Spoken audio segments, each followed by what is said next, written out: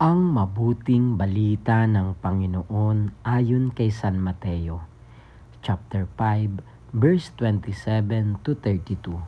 Noong panahong iyon, sinabi ni Jesus sa kanyang mga alagad, "Narinig ninyo na noong unay iniutos sa mga tao, huwag kang makikiapid.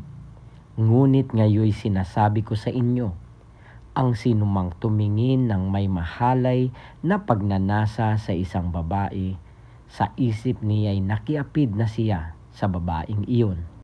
Kung ang mata mo ang siyang nagiging sanhi ng iyong pagkakasala, dukutin mo at itapon, sapagkat mabuti pang mawalan ng isang bahagi ng katawan, kaysa buo ang iyong katawang itapon sa impyerno. Kung ang iyong kamay ang siyang nagiging sanhi ng iyong pagkakasala, putulin mo at itapon.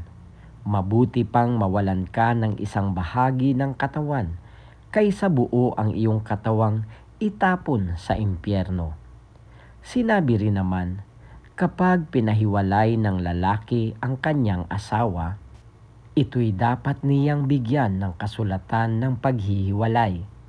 Ngunit ngayoy sinasabi ko sa inyo, kapag pinahiwalay ng isang lalaki ang kanyang asawa nang hindi naman ito nangangalunya, at ito'y nag-asawang muli, ang lalaking iyo'y nagkasala.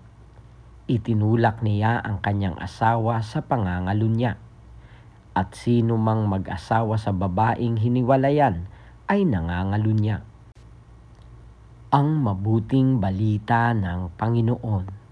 Pinupuri ka namin, Panginoong Hesukristo.